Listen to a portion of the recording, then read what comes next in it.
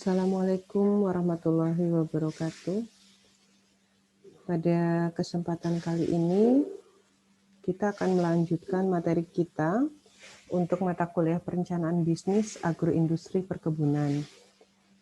Ya, baik terkait dengan materi yang sebelumnya yang telah Anda terima terkait dengan materi produksi bersih, maka sebenarnya produksi bersih adalah salah satu bagian dari upaya penerapan sistem manajemen lingkungan. Karena di dalam sistem manajemen lingkungan banyak terdapat analisis ataupun juga tools, upaya, kebijakan, ataupun regulasi yang itu diterapkan di dalam suatu industri, dalam hal ini adalah agroindustri perkebunan, sehingga mulai dari proses, mulai dari bahan baku, penerimaan bahan baku, hingga ke produk akhir, bahkan kita berharap bahwa penggunaan produknya itu adalah dalam rangka pengelolaan lingkungan, dalam rangka menjaga kondisi lingkungan. Ya. Nah, pada kesempatan kali ini saya akan mencoba mengkaitkan materi yang sudah Anda dapatkan di dalam produksi bersih dengan analisis daur hidup. Ya. Karena pada saat kita menentukan rencana atau tindakan produksi bersih apa yang terbaik untuk diterapkan, maka akan lebih baik bagi kita apabila kita bisa menginventaris, kita bisa menginventori bagaimana tindakan produksi bersih itu benar-benar menjamin bahwa pengelolaan lingkungan itu dilakukan oleh industri ataupun produk dan jasa yang kita hasilkan itu memang benar-benar dapat menjaga lingkungan menjadi lebih baik. Ya. Nah, salah satu alat untuk bisa mengukur secara kuantitatif itu adalah analisis daur hidup. Ya. Jadi intinya ataupun kerangka dasarnya nanti adalah bagaimana Anda bisa melanjutkan tindakan produksi bersih ini dengan mencoba menganalisis lebih dalam bagaimana tindakan yang sudah Anda rencanakan itu dengan menggunakan life cycle assessment atau analisis daur hidup. Nah, kalau kita lihat bahwa di dalam pengelolaan, dalam tindakan manajemen agroindustri yang pernah diajarkan Anda pada semester sebelumnya, kita juga Anda sudah mengenal apa yang dimaksud dengan sistem manajemen mutu. Ya, sistem manajemen mutu ini kita mengacu pada ISO 9001. Nah, untuk sistem manajemen lingkungan yang kita coba terapkan di sini kita mengacu pada ISO 14001. Ya, adapun sistem manajemen lain yang itu juga dapat diterapkan di suatu agroindustri ataupun industri itu adalah sistem manajemen K3, keselamatan dan kesehatan kerja. Kita lebih banyak mengenalnya dengan SMK 3. Nah, di dalam sistem manajemen lingkungan, kita juga mengenal istilah ada manajemen peduli lingkungan, di mana hal ini berkaitan dengan upaya pengelolaan lingkungan berkelanjutan secara mandiri. Nah, ini yang kita sebut dengan ADS atau atur diri sendiri. Banyak tools ataupun analisis, evaluasi yang itu bisa diterapkan untuk bisa suatu agroindustri secara mandiri, secara sukarela untuk menerapkan manajemen peduli lingkungan, yaitu upaya pencapaian eco-labeling atau environmental labeling. Nah, ini khususnya kalau untuk eco-label adalah pada produk ataupun jasa, environmental labeling pada sistem manajemennya, kemudian penerapan sistem manajemen lingkungan itu sendiri, audit lingkungan, produksi bersih, evaluasi kinerja lingkungan, dan analisis siklus hidup atau analisis daur hidup. Ya.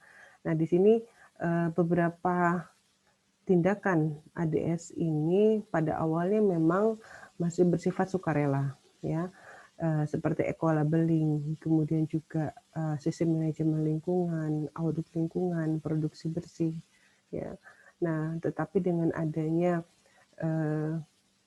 regulasi terbaru maka beberapa komponen yang itu termasuk ke dalam manajemen ADS ini ternyata sudah diadopsi ke dalam regulasi sehingga menjadi sesuatu yang bersifat wajib, ya, seperti audit lingkungan. Pada beberapa industri itu sesuai dengan PP 3 tahun 2010, Permen LH 3 tahun 2010, maka audit lingkungan itu ada yang bersifat wajib, terutama untuk industri-industri yang memang diperkirakan atau aktivitasnya itu diperkirakan memang menimbulkan risiko lingkungan cukup besar, ya. Dan hingga saat ini eco-labeling, kemudian juga produksi bersih itu memang masih bersifat sukarela. Tetapi di dalam proper lingkungan untuk saat ini dalam PP Peraturan Pemerintah Nomor 1 Tahun 2021, Life Cycle Assessment telah diadopsi menjadi salah satu tools yang itu diterapkan atau dilaksanakan untuk suatu industri untuk bisa mendapatkan proper, ya. Jadi proper adalah program perencanaan lingkungan, ya, yang itu biasanya dilaksanakan oleh industri dan nanti akan dinilai oleh Kementerian Lingkungan Hidup. Ya. Ini adalah ini sebenarnya penjabaran lebih lanjut bagaimana sih sebenarnya hierarki dari manajemen peduli lingkungan yang tadi sudah dijelaskan. Maka intinya adalah kalau suatu industri itu telah memiliki komitmen atau kepedulian lingkungan, ya, maka capaian yang lebih tinggi itu adalah penerapan atau tercapainya efisiensi secara ekologis di dalam aktivitasnya. Nah, ini yang menjadi salah satu tujuan di dalam penerapan sustainable development. Oke, banyak motivasi suatu industri kenapa harus melakukan tindakan sukarela berkaitan dengan pengelolaan lingkungan. Ini adalah terdapat, kalau saya coba inventaris berdasarkan International Network for Environmental Management, maka ada 8 motivasi bisnis, ya. Maka kita berharap bahwa seluruh ini bisa diterapkan, ya. Tetapi yang pasti goals akhirnya adalah meningkatkan mutu hidup itu sendiri. Ini adalah siklus SML berdasarkan ISO 14001 seperti manajemen pada umumnya, maka siklus SML juga itu berkaitan dengan upaya penerapan mulai dari planning, do gitu ya, kemudian kontrol dan action, di mana ini dilakukan terus-menerus sehingga tercapailah suatu continual improvement. Baik, kemudian bagaimana suatu kebijakan lingkungan itu bisa diintegrasikan dalam agroindustri, khususnya untuk proses produksi, maka ini adalah dengan mencoba menerapkan tindakan produksi bersih, ya. Jadi seperti upaya pencegahan pencemaran atau pollution prevention, kemudian minimize pollution, ya. Nah, di situ juga upaya penanganan limbah, melakukan recycle, reuse, reduce, recovery ataupun replace, ya, atau 5R. Nah, ini adalah beberapa upaya ataupun tindakan yang bisa menjadi indikator bahwa apakah sudah ada upaya integrasi suatu manajemen lingkungan di dalam proses produksi. Yang selama ini atau yang sebelumnya mungkin Anda kenal dengan upaya produksi bersih. Ya, Budian sudah mencoba menyampaikan ini. Maka di sini saya akan melanjutkan dari tindakan produksi bersih yang sudah Anda pilih. Ya. Maka sebenarnya kita bisa lihat bahwa dalam suatu siklus atau dalam satu sistem proses produksi, maka bagaimana tindakan pencegahan pencemaran itu dilakukan, itu lebih pada kegiatan inputnya, mulai dari bahan baku, perhatian terhadap bahan baku, bahan pendukung, maka itu adalah upaya yang dilakukan lebih banyak ke pencegahan pencemaran. Demikian pula pada tindakan pengurangan pencemaran. Ya, ini juga terjadi pada proses. Ya, sementara kalau kita mencoba menerapkan penanganan limbah, maka ini lebih banyak tindakan yang dilakukan adalah pada pada outputnya. Ya, jadi setelah ada proses, ada produk, ya, kemudian dihasilkan air limbah, dihasilkan emisi, gitu ya. Nah, di sini tindakan yang kita lakukan adalah bagaimana supaya emisi ataupun air limbah ataupun limbah padat itu bisa kita tangani, bisa kita olah, dan itu aman untuk dibuang ke lingkungan. Ya. Nah, kita akan mencoba di dalam analisis daur hidup, kita akan mencoba melihat gitu ya bagaimana tindakan produksi bersih yang sudah Anda pilih, apakah di tahapan pencegahan pencemaran, di pengurangan pencemaran, ataukah Anda memilih melakukan penanganan limbah. Ini semuanya akan dianalisis di dalam analisis daur hidup. Ya. Mana pada setiap tindakan ini yang itu akan menghasilkan efek ataupun dampak yang lebih ringan terhadap lingkungan atau yang lebih rendah terhadap lingkungan. Ya, jadi kita berharap bahwa dampak yang dihasilkan itu tidaklah mencemari lingkungan, atau lingkungan apabila dia harus mendapatkan dampak, maka masih mampu ditampung oleh lingkungan atau yang disebut dengan daya tampung lingkungan. Ya. Nah, kenapa perlu dilakukan analisis daur hidup gitu ya? Karena kita lihat bahwa kondisi dunia saat ini ternyata cukup banyak isu-isu lingkungan yang berkembang gitu ya. Nah, maka kita perlu melakukan pengelolaan isu lingkungan tersebut di dalam kerangka pengembangan daur hidup produk.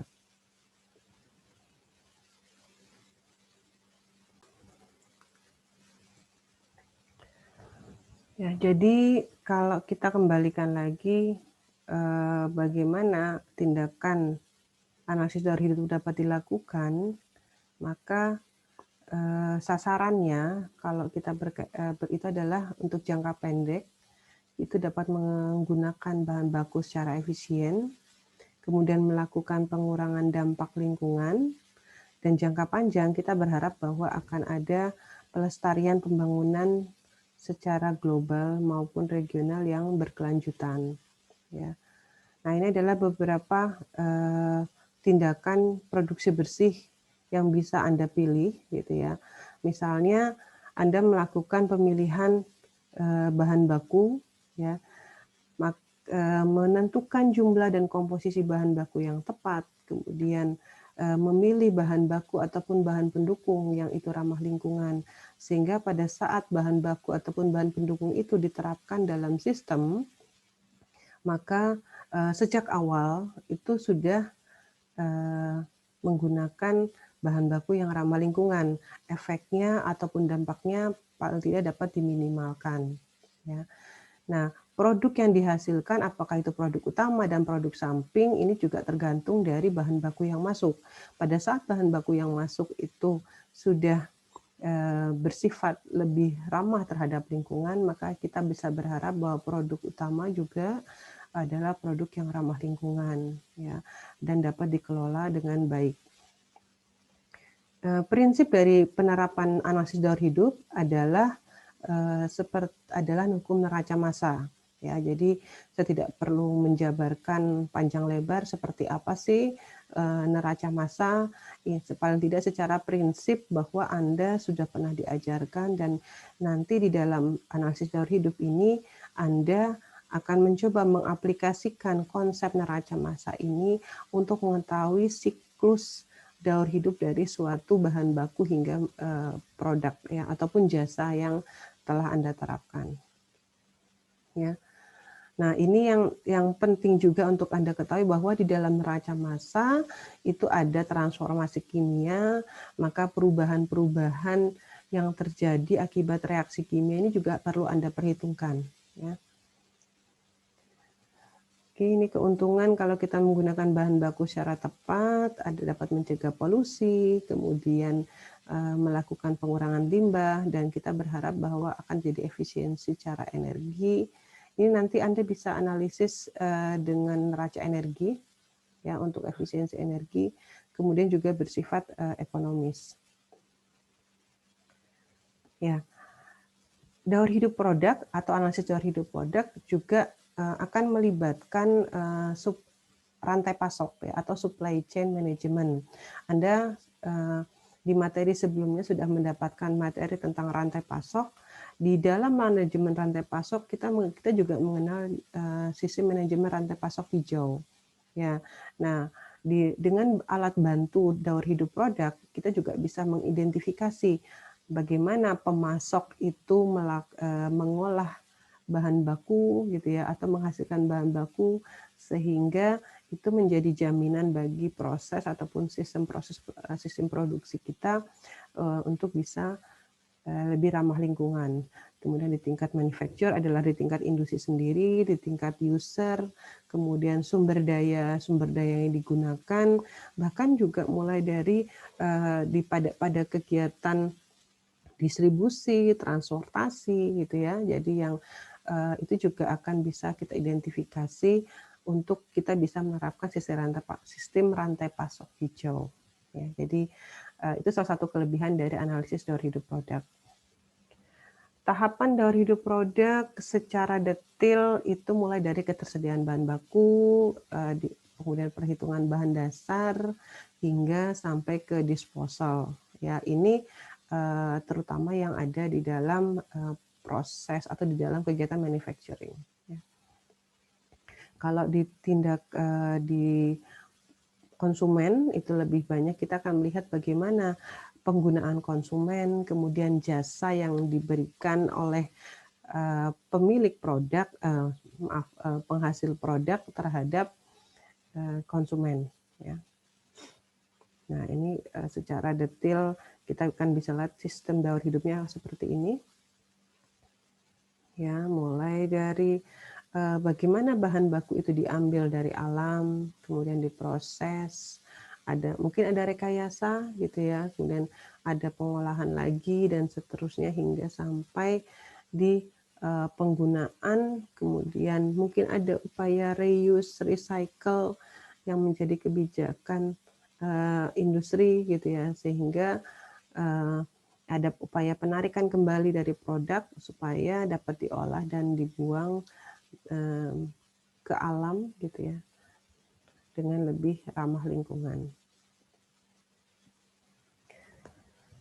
Nah, bagaimana sih sebenarnya sejarah penerapan LCA ini? Pada awalnya life cycle assessment itu mungkin baru berkembang di awal upaya penerapan sistem manajemen lingkungan. Ya, ini di tahun 2006. Ya, jadi ada ISO 14040 di mana life cycle assessment itu menjadi salah satu alat gitu ya, alat ukur yang dapat menentukan secara kuantitatif bagaimana dampak lingkungan dari setiap tahapan kegiatan. Nah, kemudian sistem manajemen lingkungan atau environmental management system ini terus diperbaiki sehingga pada ISO 14001 yang diadopsi oleh SNI menjadi SNI 2015, maka kita mengenal istilah environmental aspect atau aspek lingkungan. Apa sih aspek lingkungan? Gitu ya. Aspek lingkungan adalah bagaimana bahwa setiap aktivitas ataupun produk serta jasa itu yang dapat dikontrol oleh organisasi gitu ya, dan itu berkaitan dengan dampak lingkungan, maka itu yang termasuk ke dalam kajian aspek lingkungan. Jadi ini tergantung pada sistemnya atau tergantung pada boundary system, tergantung pada batasan sistem. Yang dimaksud dengan aspek lingkungan di dalam batasan sistem atau batasan organisasi adalah semua yang berada di bawah kontrol dari organisasi tersebut. Dan batasan kontrol itu menimbulkan dampak terhadap lingkungan. Ya, maka ini adalah aspek lingkungan. Maka nanti diharap Anda akan menentukan aspek lingkungan apa saja gitu ya, yang itu mungkin ditimbulkan dari aktivitas agroindustri, kemudian produk dari agroindustri, serta jasa yang diberikan oleh agroindustri, yang itu ternyata punya probabilitas untuk menghasilkan dampak terhadap lingkungan. Maka itulah yang dibahas di dalam life cycle, ya, di dalam perspektif daur hidup. Nah, ini adalah sistem manajemen lingkungan yang telah diadopsi, gitu ya, yang sudah diadopsi di dalam SNI ISO 14044 tentang tahun 2017 tentang manajemen lingkungan.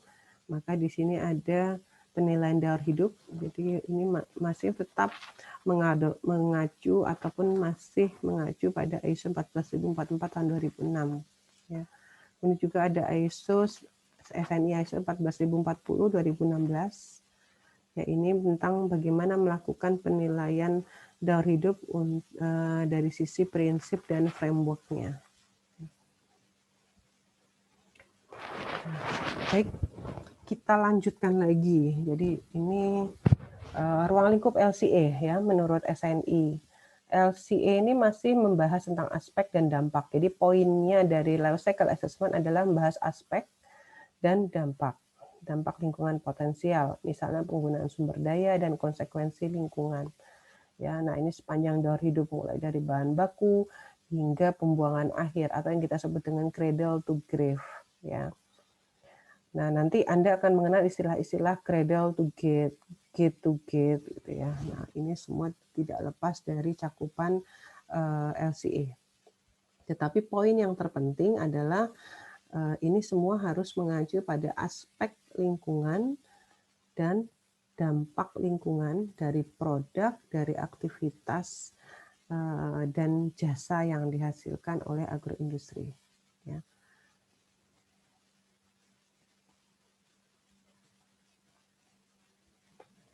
Apa sih manfaat LCA? Nah, kita akan lihat bahwa terdapat 9 manfaat kalau misalnya agroindustri ataupun industri itu mencoba melakukan penerapan LCA atau analisis daur hidup dalam suatu proses produksinya. Misalnya tadi seperti yang sudah saya paparkan, jika Anda sudah menentukan tindakan produksi bersih, gitu ya. Nah, dengan pilihan misalnya melakukan recycle pada tindakan produksi bersih, maka apabila tindakan recycle itu Anda analisis dengan LCA, maka Anda bisa menginventaris, ya, bisa menginventaris secara kuantitatif bahwa setiap kegiatan yang dilakukan ataupun tindakan produksi bersih yang sudah menjadi pilihan itu adalah benar-benar menghasilkan dampak yang rendah terhadap lingkungan atau dampak yang dihasilkan itu lebih minim daripada sebelum dilakukan tindakan produksi bersih. Ya, itu adalah salah satu manfaat implementasi LCA, bisa menjamin bahwa tindakan produksi bersih kita itu benar-benar adalah tindakan yang ramah lingkungan. Kenapa? Karena outputnya itu bersifat kuantitatif, bisa dihitung, bisa diukur. Ya, jadi bukan hanya sekedar kualitatif. Kalau di dalam tindakan produksi bersih kita hanya bisa misalnya melakukan analisis kelayakan finansial, kelayakan teknis bahwa layak untuk diterapkan, kemudian juga bisa menghasilkan biaya yang lebih baik lagi gitu ya dengan adanya tindakan produksi bersih. Tetapi mulai dari apabila apabila kita tanpa menerapkan tindakan produksi bersih, maksud saya pada saat Anda misalnya sudah menentukan tindakan produksi bersih, misalnya tindakan daur ulang, itu kan Anda akan melakukan analisis kelayakan finansial, ya, kemudian analisis kelayakan teknis, analisis mungkin juga akan analisis kelayakan sosial, ya. Nah itu secara kuantitatif kelayakan finansial Anda bisa hitung. Dan itu menjadi jaminan bahwa produksi bersih ini bisa dilakukan atau tidak, menghasilkan NPV yang lebih baik misalnya. Tetapi secara dampak lingkungan kita belum dapat mengukur, ya, kita belum dapat mengukur apakah benar dampak yang sudah kita hasilkan itu juga adalah dampak yang lebih kecil daripada sebelum dilakukan tindakan produksi bersih. Nah, dengan adanya implementasi LCA, maka dampak itu bisa dihitung, dampak itu bisa diukur, ya, berdasarkan semua kriteria-kriteria yang ada di dalam LCA.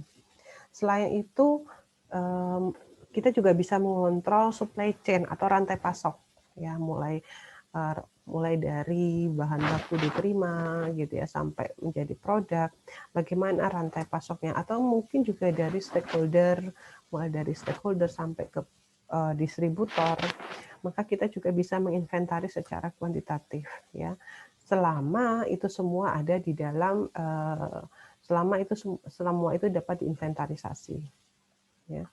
Oke, ini adalah nanti Anda bisa baca kelebihan lainnya dari pemanfaatan LCA, ya. Ada kemudian juga kalau ingin melakukan audit energi, ini bisa terlihat juga dengan penerapan LCA, menentukan titik-titik gitu ya, menentukan hotspot yang kritis gitu ya, sepanjang produk. Jadi Anda juga bisa menemukan, Anda juga bisa menentukan pada tahapan mana misalnya dampaknya itu lebih tinggi, ya, atau dampaknya itu lebih kritis terhadap lingkungan, ya. Nah, manfaat lain apabila telah dilakukan LCA, maka akan memudahkan untuk industri itu untuk mengajukan sertifikasi eco-labeling, ya, dalam bentuk Environmental Product Declaration, ya. Nah, ini yang tadi di awal saya sampaikan bahwa LCA saat ini bisa menjadi salah satu penilaian pada kriteria proper, ya, program penilaian peringkat kinerja perusahaan yang ramah lingkungan. Sehingga kita bisa berharap bahwa industri itu termasuk dalam kriteria industri hijau, industri biru gitu ya, atau good gitu ya. Dan bukan termasuk ke dalam industri merah atau industri hitam, ya. Oke, nah ini adalah kerangka LCA. Gimana sih atau bagaimana kita bisa menerapkan LCA-nya? Nah, yang seperti yang tadi sudah saya sampaikan, poin utamanya adalah bahwa apakah aktivitas itu memiliki dampak terhadap lingkungan atau tidak, ya. Jadi itu poin utama, ya. Kita tentukan dulu dampaknya apa. Nah, dampak itu apa sih? Dampak itu adalah perubahan, ya. Perubahan suatu lingkungan yang diakibatkan oleh suatu usaha atau kegiatan. Nah, ini kalau kita berbicara produk, ya bisa juga bagaimana dampak dari suatu dampak produk gitu ya, yang itu diberikan terhadap lingkungan. Nah, ini mengacu pada Undang-Undang 32 tahun 2009 pada awalnya, dan seterusnya saat ini sudah diganti berdasarkan kepada Undang-Undang Nomor 11 tahun 2020. Nah, lebih detail dijabarkan di dalam PP nomor 1, Peraturan Pemerintah nomor 1 tahun 2021 tentang proper dalam pengelolaan lingkungan hidup, ya. Ini nanti secara teknis ataupun secara regulasi Anda bisa download Peraturan Pemerintah nomor 1 tahun 2021 dan bagaimana penilaian pengelolaan lingkungan di dalam bentuk proper gitu ya, dengan menggunakan LCA. Nah, ini adalah kerangka berpikirnya. Jadi kita akan menganggap suatu kegiatan yang akan kita amati itu adalah dalam suatu sistem, ya.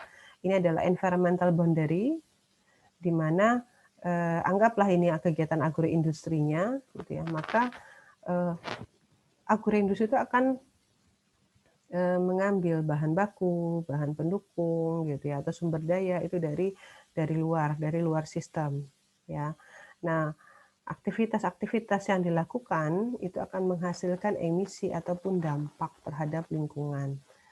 Nah, di sini tindakan LCA kita akan mencoba melihat gitu ya, bahwa tindakan yang ada di dalam sistem ini seberapa besar dia dampaknya terhadap lingkungan.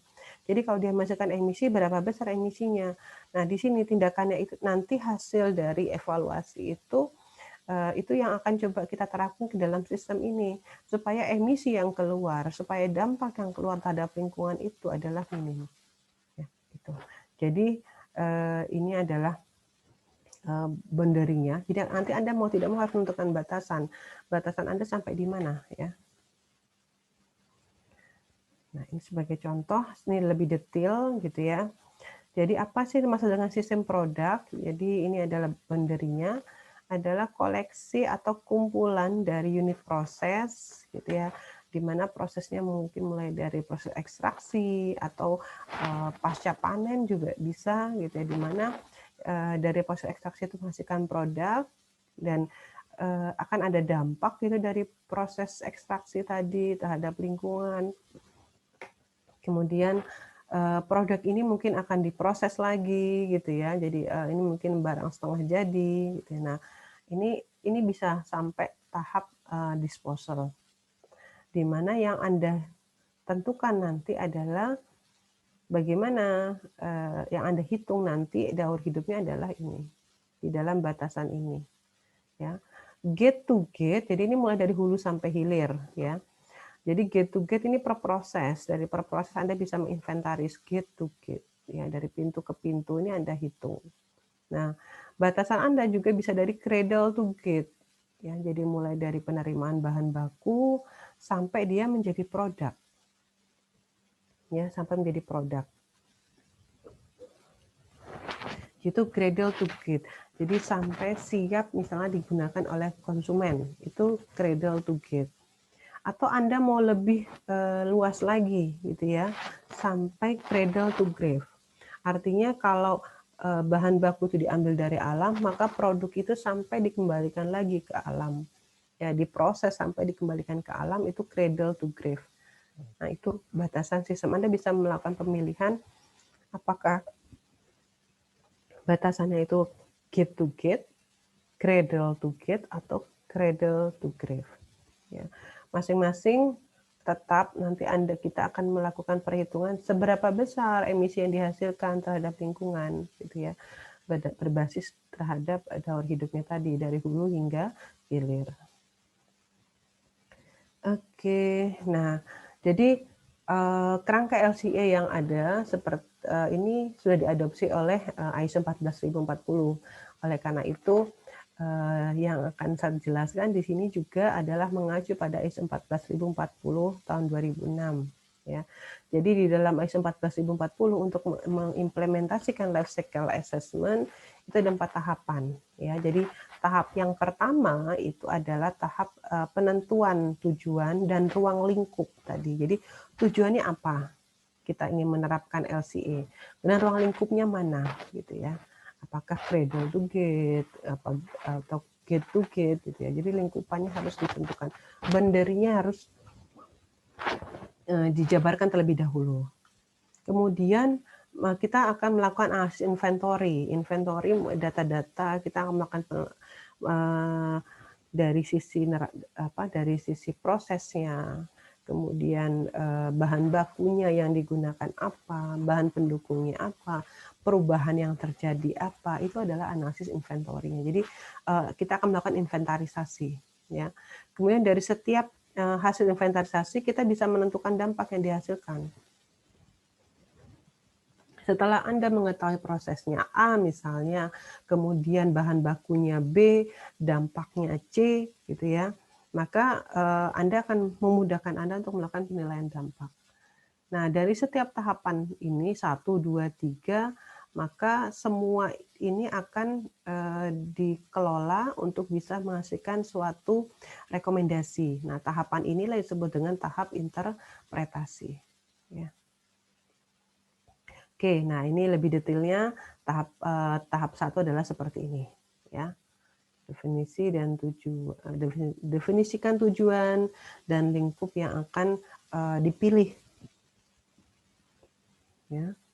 Sehingga nanti bisa dihasilkan aplikasi perbaikan, perencanaan, pemasaran. Jadi strategi pemasaran pun bisa dihasilkan nanti kalau kita sudah tahu bagaimana dampak yang ditimbulkan.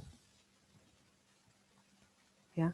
Nah, ini batasannya tadi yang seperti saya sampaikan, apakah kita akan memilih gitu ya, cradle to gate boundary, jadi mulai resource extraction, transportasi gitu ya, mulai dari bahan baku ke manufacture gitu ya. Nah, kemudian nanti manufacturing juga mungkin tidak hanya satu proses gitu ya.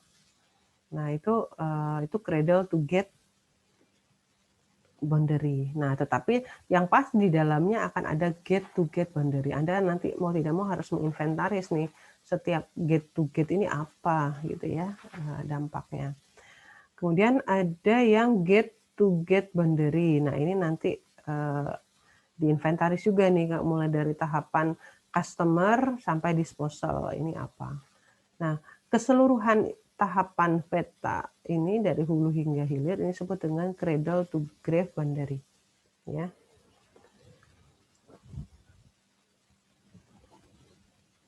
Tahap kedua ini adalah inventory. Yang ada ini yang poin yang warna merah ini yang perlu Anda lakukan mulai dari pengumpulan data, validasi data ya. Jadi perlu ngecek datanya nih benar nggak datanya nih ya ini. Perlu kalau ada yang perlu dikalibrasi di cross check lagi. Oh, benar nggak nih mengambil datanya. Ya. Kemudian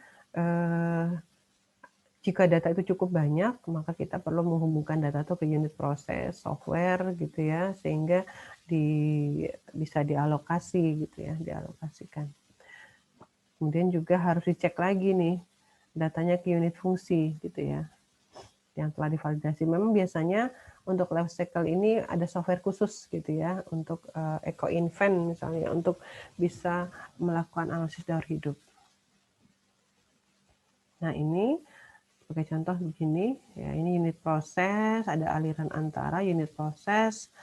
Nah ini semua diinventaris ya. Aliran masukannya berapa, prosesnya apa sih gitu ya, kemudian aliran keluarannya berapa. Kalau ada aliran antara ini berapa. Jadi kan ini kalau Anda lihat ini semua prinsip adalah prinsip neraca massa, ya kerangka berpikir dari neraca massa. Nah nanti ini satu contoh gitu ya, bahwa boundary-nya ini batasan sistemnya ya ini saja yang Anda amati. Mungkin sistem lain tidak perlu Anda amati. Misalnya kalau kita membatasi cradle hanya gate to gate, maka ke aktivitas di luar tidak kita masukkan ke dalam sistem produk. Ini contoh penerapan pada palm oil mill atau pabrik kelapa sawit ya. Jadi ini kalau kita lihat di sini ada berbagai macam proses produksi dari pabrik yang dilakukan di kelapa sawit, yang dilakukan di pabrik kelapa sawit ya. Nah, sebelumnya sistemnya kita mungkin hanya akan melihat di palm oil mill-nya saja gitu ya. Di mana ada sistem lain ini misalnya palm oil cultivation, ada juga sistem biodiesel production. Nah, tapi gate to gate kita mungkin kita akan milih di palm oil mill. Gate to gate-nya di sini ada aktivitas 1 gitu ya, yang mulai penerimaan bahan baku dari kebun ya. Kemudian ada material lain gitu ya yang diterima. Kemudian juga ada energi yang dimanfaatkan oleh pabrik. Nah, ini gate to gate-nya Anda bisa inventaris seperti ini. Anda bisa kasih nomor nih. 1 gitu ya, kemudian 2 ini emisi, 3, 4, 5 gitu ya, 6, 7, 8 gitu ya. Ini adalah gate to gate-nya. Kalau kita memilih boundary kita gate to gate. Jadi ini detail ini ya, lebih detail kalau Anda bisa menerapkan boundary-nya gate to gate. Ini baru 1 nih di pabrik kelapa sawitnya, padahal ada sistem lain gitu ya, di palm oil cultivation ataupun pabrik biodiesel.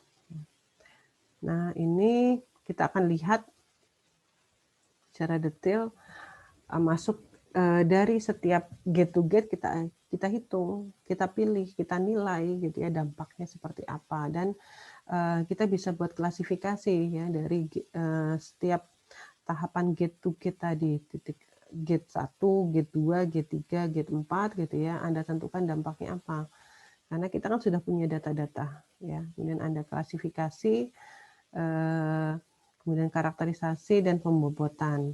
Nah, ini klasifikasinya ya. Misalnya, oh yang warna biru ini adalah dampak adalah klasifikasi kita untuk dampak yang itu akan berkaitan dengan kesehatan manusia.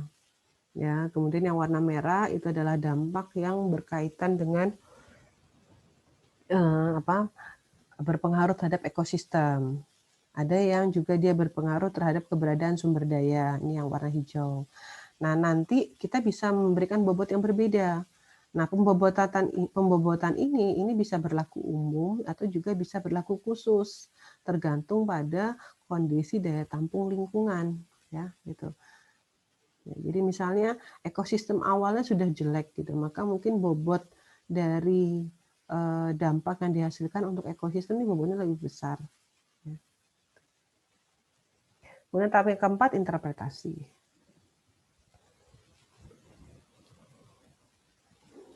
Nah, tahap interpretasi ini adalah tahapan di mana kita melakukan pembuatan kesimpulan, rekomendasi, dan pelaporan.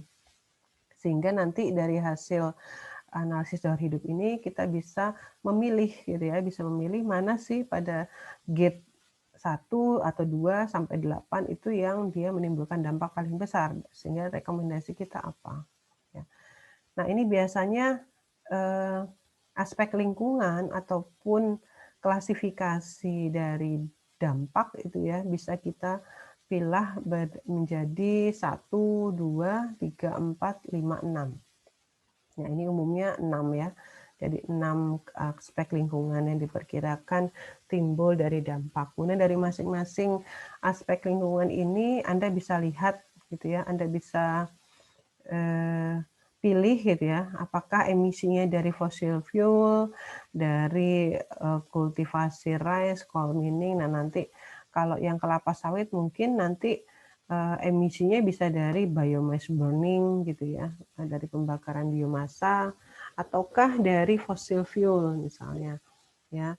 Nanti, nah ini yang hasil inventarisasi kita Anda bisa tentukan masuk yang mana. Kemudian loss biodiversity, ini bisa loss habitat, fragmentation of habitat, jadi misalnya dampak terhadap keanekaragaman hayati, ada nggak misalnya? Oh, berkurangnya sumber daya air ya. Kita lihat misalnya pabrik kelapa sawit banyak menggunakan sumber daya air yang cukup besar misalnya untuk melakukan pengolahan. Maka dampak yang diperkirakan akan muncul itu adalah penurunan sumber daya air. Nah, bisa seperti itu ya. Atau misalnya ada toksik gitu ya, atau limbah B3 yang terpaksa dibuang ke permukaan air gitu ya, air permukaan. Nah, ini masuk discharge of toxins to surface water. Nah, ini nanti Anda pilih ya, ini bisa jadi pilihan buat Anda ya. Kemudian ini depletion ozone ya. Jadi kalau ada CFC yang dihasilkan, HCFC, halon, nitros, kalau tidak ada ya tidak usah dimasukkan gitu ya. Human organism damage ya, kerusakan. Ini tergantung ya, sama juga nanti ada nggak yang mungkin menghasilkan limbah B3 yang bersifat toksik atau karsinogenik gitu ya, yang dia berpotensi untuk terjadinya mutasi genetik ya. Nanti bisa Anda inventaris. Makanya mau tidak mau dari setiap dampak itu Anda harus paham ini kira-kira dampaknya lebih lanjut masuk klasifikasi yang mana gitu ya. Water availability dan kualitas. Nah, ini juga bisa menjadi pilihan. Nanti Anda lihat ya. Resource depletion. Nah, ini sebagai informasi saja gas-gas yang selama ini dianggap jadi pemicu permasalahan lingkungan itu adalah ini gas-gas salah satunya beberapa ada di dalamnya adalah gas-gas rumah kaca ya. Nah, ini konsep greenhouse gas kan mungkin sudah Anda pelajari di DTPKL. Oke, kita masuk ke contoh. Semoga nggak ngantuk nih. Karena tadi baru konsep, kemudian baru teoritis. Nah, sekarang kita coba lihat aplikasinya. Oke, kita mulai bagaimana mengaplikasikan LCA. Ya. Jadi ini sebagai contoh salah satu produk gitu ya, satu produk yang ini memang sudah dapat eco-labeling, sudah dapat sertifikasi produk ramah lingkungan ataupun sertifikasi fair trade, di mana salah satu komponennya adalah jaminan ramah lingkungan dari produk yang dihasilkan. Ya, nah ini produk buah-buahan. Berarti ini kan yang dilihat nanti boundary-nya ini lebih banyak ke kultivasinya ya di kebun. Itu karena dia dijual dalam bentuk produk buah gitu ya, produk segar. Nah, kita akan lihat kalau sudah dapat label ini nih, stiker begini kan, wah gitu ya, berarti biasanya lebih ada jaminan gitu. Nah, itu yang memberikan harganya kadang jauh lebih mahal gitu ya, harga produknya jauh lebih mahal daripada produk yang lain. Dan Anda lihat kan seragam ini ya warna produknya. Nah, ini contoh lagi yang lain. Ini udah ini hasil pengolahan, hasil proses. Kalau yang tadi produk buah-buahan, produk segar, nah ini yang ini adalah hasil proses ya. Kalau Anda menemukan lambang yang ramah lingkungan ini seperti ini, nah ini kan klaim ya, klaim dari pabrik ya, klaim dari pabrik bahwa produk yang mereka hasilkan adalah produk yang ramah lingkungan. Nah, tetapi kalau Anda lihat juga banyak nih, untuk kertas saja banyak sekali aneka macam merek kertas gitu yang dia mengklaim produknya ramah lingkungan. Ya. Nah, sebenarnya yang mana sih yang lebih ramah lingkungan gitu ya. Nah, kita bisa membandingkan nih dari sisi produknya ini mana yang dia sifat ramah lingkungan berbasis kepada perhitungan karbon ya. Jadi basisnya adalah perhitungan karbon yang dihasilkan ya. Nah, ini kalau Anda masih ingat bahwa standar untuk menilai efek ataupun dampak gas rumah kaca itu kan adalah karbon dioksida. Maka di sini untuk menilai mana kertas yang lebih ramah lingkungan itu juga adalah berbasis pada seberapa besar atau seberapa banyak gitu ya CO2 yang dihasilkan dari proses pembuatan kertas tadi. Ya. Nah, ini kita akan lihat di sini, kita bisa lihat nih contoh produk A dan produk B. Produk A mengklaim bahwa emisi CO2 yang dihasilkan itu adalah 0,5 kg CO2. Sementara produk B itu 0,8 kg CO2 ekivalensi ya. Ya. Produk A 0,5. Jadi artinya apa? Bahwa dalam setiap tahapan proses total dari cradle to gate-nya dia menghasilkan menghasilkan emisi totalnya adalah 0,5 kg ekivalensi per kilogram A4. Jadi per kilogram A4 kertas A itu ekivalensi dengan 0,5 kg karbon dioksida ke udara emisi ya. Sementara produk B atau kertas B per kilogram A4 kertas B itu menghasilkan 0,8 kg CO2. Nah, kalau kita lihat sudah dapat hitungan seperti ini, kita bisa bilang mana yang lebih ramah lingkungan, ya pasti yang A gitu ya. Karena dia lebih kecil gitu ya, walaupun memang antara 0,5 dan 0,8 itu kan beda tipis lah istilahnya. Pasti ada faktor ketidakpastian ya. Tapi dari sini dengan angka yang kuantitatif kita sudah bisa langsung menyatakan bahwa produk A itu lebih ramah daripada produk B. Nah, ini beberapa contoh produk lain juga yang dia mengklaim ramah lingkungan ya. Nah, nanti ini bisa menjadi tugas Anda, tugas individu tapi tidak benar-benar sendiri sih. Nanti mungkin Anda bisa berkelompok dalam 2 orang gitu ya. Anda bisa list produk yang ada di pasaran ya. Nanti Anda inventaris nih produk-produk yang ada itu manakah produk yang dia sudah mengklaim ramah lingkungan. Ya, nah ini seperti ini. Ini kan Anda bisa lihat ini 800 gram CO2, yang ini 360 gram CO2. Nah, kalau kita lihat dari sini, berarti kita bisa ngeklaim nih, produk orange jus gitu ya, sari jeruk ini ternyata lebih ramah lingkungan daripada susu. Ya, kenapa? Karena dia 360 gram CO2 yang dihasilkan pada saat prosesnya. Sementara ini 800 gram ya per pin. Kalau ini per 250 liter serving. Jadi satu kemasan itu ya. Ini juga satu kemasan ini 800 gram. Ini produk susu. Ya. Oke. Nah, ini unit fungsinya memang selalu kita gunakan CO2 karena tolak ukur rujukannya ini juga mengacu pada ISO 14040. Memang kinerjanya itu mengacu pada CO2, ekivalensi dengan CO2. Baik, nah ini lebih detail lagi. Kalau misalnya tadi saya sempat sampaikan kalau mau diaplikasikan dalam rantai pasok, kita bisa ngukur nih dari semua tahapan gitu ya. Manufacturer, distribution, retailer, customer gitu ya. Nah ini ada kontrol dari supplier, kemudian juga manufacturer bisa mengontrol dari distribusi. Nah kalau ada supplier yang macam-macam pun dengan bantuan tadi gitu ya, mengukur dampaknya, kita bisa milih supplier mana yang dinilai oleh kita lebih ramah lingkungan, atau pusat distribusi mana yang lebih ramah lingkungan. Ini juga bisa kita pilih dengan menggunakan rantai pasok.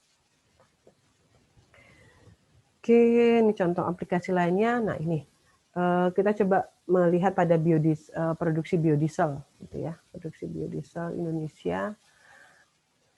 Nah ini ada hal yang unik nih dari produksi biodiesel Indonesia. Jadi kalau kita lihat tahun 2011 dan 2012 ini meningkat ya, tapi tahun 2013 turun lagi. Ini kayaknya ada ban ya, ada pembatasan nih, atau ada sesuatu, ada masalah nih dari produksi biodiesel Indonesia.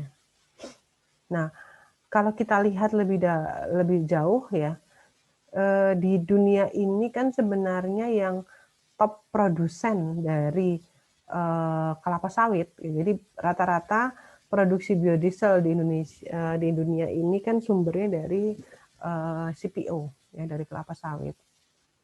Nah, jadi diolah, jadi merupakan proses lanjut ya, Pak. Jadi biodiesel itu adalah proses lanjut dari pabrik kelapa sawit. Nah, ini ternyata di dunia kalau kita lihat Malaysia sudah ada. Jadi di dunia yang top produsen itu kan Malaysia dan Indonesia. Nah, di sini ternyata yang penghasil biodiesel itu Malaysia ada, tapi Indonesia nggak ada nih ya. Ini kenapa gitu ya? Mungkin ada something, berarti ada sesuatu yang ternyata pabrik kelapa sawit kita belum mencoba menerapkan upaya pengolahan lebih lanjut dari CPO. Karena dengan dia diolah menjadi biodiesel itu kan sebenarnya adalah upaya untuk menjaga produk kita itu masuk kategori ramah lingkungan. Ya. Oke. Nah ini coba kita lihat, ini saya ambil dari jurnal LCA ya, jurnal LCA, penerapan LCA untuk industri kelapa sawit dan Jatropha ya. Nah, kita lihat di sini bahwa kalau berbicara pabrik kelapa sawit gitu ya, maka dengan cradle to grave kita bisa inventarisasi tahapan kegiatannya apa saja. Nah, ini mulai dari awal nih, mulai dari membuka lahan, pembibitan, penanaman hingga sampai ada pabrik gitu ya. Ada pabrik biodiesel, ada pabrik kelapa sawit. Nanti diinventaris. Nah, inventarisasinya energinya apa gitu ya yang digunakan, kemudian bahan bakunya apa yang dipakai gitu ya, kemudian kegiatannya apa. Ini adalah inventarisasi. Maka dari hasil inventarisasi itu kita bisa membuat atau menuliskan dalam bentuk tabel informasi-informasi seperti ini.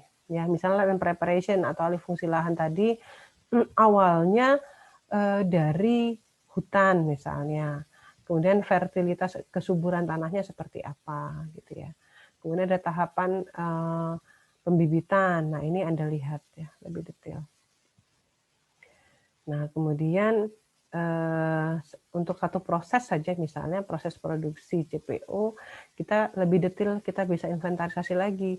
BBM-nya berapa, listriknya berapa, berapa tandan buah segar yang masuk, sampah yang dihasilkan berapa, CPO sebagai produknya berapa. Nah, ini lebih detail lagi. Ya. Jadi tadi dari yang ini, ya ini kan cradle to grave dari semua tahapan, diinventarisasi secara umum, kemudian dituliskan setiap tahapan aktivitas tadi, ya. Kemudian lebih detail lagi per masing-masing tahapan dalam proses produksi itu diinventarisasi. Nah, kemudian tadi yang ada pengolahan biodiesel itu juga bisa diinventarisasi bahan baku dari mana sih dia, bahan bakunya apa gitu ya. Kemudian hasilnya apa, emisi yang dihasilkan. Walaupun mengolah biodiesel, tetapi ternyata juga masih ada emisi atau limbah yang dihasilkan ke udara. Nah, kemudian setelah diinventarisasi, kemudian ditentukan juga gitu ya impact-nya. Ya, ini masuk ke tahap ketiga ya, masuk ke tahap ketiga, diinventarisasi impact-nya berapa. Nah, satuan dasarnya adalah menghitung CO2 ekivalensi ya. Nah, dari sini kemudian kita bisa lihat dari setiap tahapan kegiatan, ternyata untuk di Indonesia ini yang paling besar yang warna ungu nih, fertilizing ya. Kita dari pemupukan. Kemudian yang berikutnya adalah harvesting. Ya, jadi dampak CO2 yang paling besar ekivalensi, campak CO2 ekivalensi yang paling besar adalah pada kegiatan pemupukan dan harvesting atau pemanenan. Ini kalau kita lihat di sini. Kemudian energi consumption-nya seperti ini. Ini juga hasil dari perhitungan neraca energi. Ya. Nah, ini mungkin ini di Indonesia ya, tapi di negara lain mungkin berbeda ya. Nah, ini sebagai contoh yang di Thailand.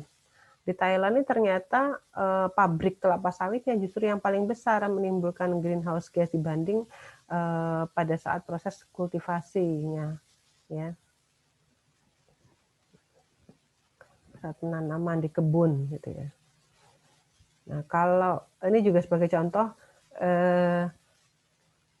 upaya pemanfaatan limbah kalau memang dimanfaatkan itu ternyata bisa menurunkan, ini misalnya contohnya limbah palm oil mill ya, jadi limbah pabrik kelapa sawit itu kalau ada biasanya kan bahan organiknya cukup tinggi ya, CO2-nya tinggi sekali, dan salah satu solusinya adalah dengan mengubah limbah itu menjadi biogas, jadi dengan penanganan aerobik untuk menurunkan emisi, untuk menurunkan menurunkan konsentrasi air limbah. Nah, konsekuensinya itu ada biogas yang dihasilkan karena dia menggunakan penanganan aerobik. Nah, kalau misalnya pabrik kelapa sawit itu memiliki PLT biogas, maka kita bisa lihat bahwa terjadi penurunan 67,8% ya dampaknya atau emisinya itu hilang. Artinya bisa diturunkan gitu ya. Nah.